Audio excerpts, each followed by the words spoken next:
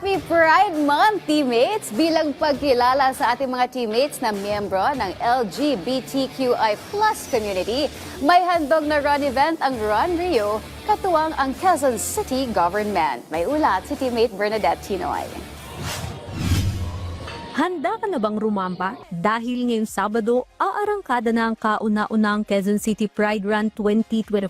Tampok ang mga kababaihan, kalalakihan at miyembro ng LGBTQIA+ community. Katuwang ang Run Rio, magsisimula ang nasabing activity sa ganap na alas 5 ng hapon sa Tomas Morato. Ayon kay Rio de la Cruz, CEO ng Run Rio, ilan lang ito sa mga dapat abangan ng mga runners ngayong taon bilang selebrasyon na rin ng Pride Month.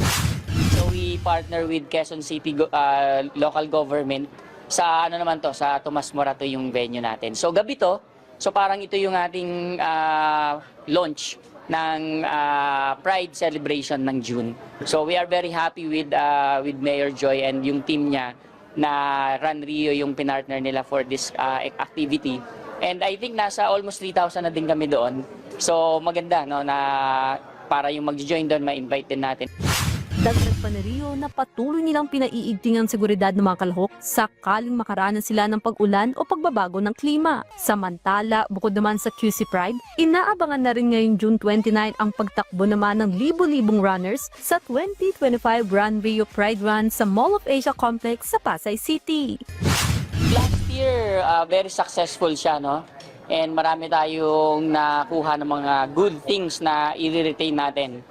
Siyempre yung route natin is maximum na 10 kilometer lang, 10 kilometer.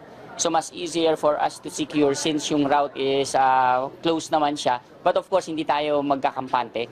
Yung mga intersection, babantayan natin yan. And yung hydration and medical na deployment natin will still be the same ng mga ginagawa natin. But of course, lagi pa rin natin siyang babantayan. So as I mentioned to you, since we targeting bigger one compared to last year, Bernadette Tinoy para sa Atletang Pilipino, para sa Bagong Pilipinas.